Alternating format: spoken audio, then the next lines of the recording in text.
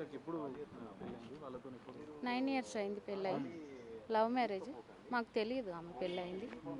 మాకు తెలియకుండానే పెళ్లి చేసుకుంది. చేసుకున్న దగ్గర నుంచి కాంటాక్ట్లో లేదు ఆమె. మా నడిపి చెల్లికి కాంటాక్ట్లో ఉంది. తన ద్వారా తెలిసిన విషయాలు ఏంటంటే వాడు టార్చర్ చేస్తాడు.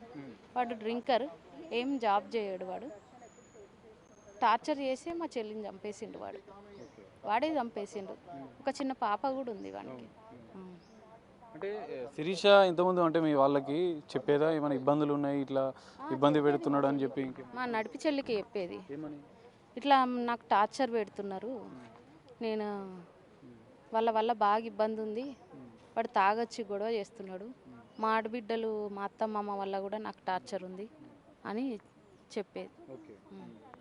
మరి వాళ్ళేమో హార్ట్ అటాక్ వచ్చింది, మేము ఎలాంటి ఇబ్బందులు పెట్టలేని చెప్పి వాళ్ళు అట్లనే చెప్తారు కదా సార్, అట్లనే చెప్తారు కానీ మేమే చంపినాం అన్నారు కదా. పెళ్లి చేసుకున్నప్పుడు కూడా మీకు చెప్పినా కూడా మీరు ఎవరు రాలేదు పెళ్లి సందర్భంలో, మీరు ఎప్పుడు ఎవరికి చెప్పిండ్రు? ఈరోజు ఒక జిఎన్ఎం చేసి ఒక జాబ్ తన కాళ్ళ మీద తను బ్రతుకుదామనే స్టేజ్ వరకు వచ్చింది అంటే ఎవరు లేకుండానే వస్తుందా సార్? ఎవరు లేకుండానే వస్తుందా? ఇంతమంది ఉన్నారు కదా, మరి వాళ్ళకి చెప్పాలి కదా. సరే అప్పుడు విషయం వదిలేయండి, ఇప్పుడు ఎవరికి చెప్పిండ్రు సార్? చనిపోయినాక ఎవరికి చెప్పిండ్రు వాళ్ళు?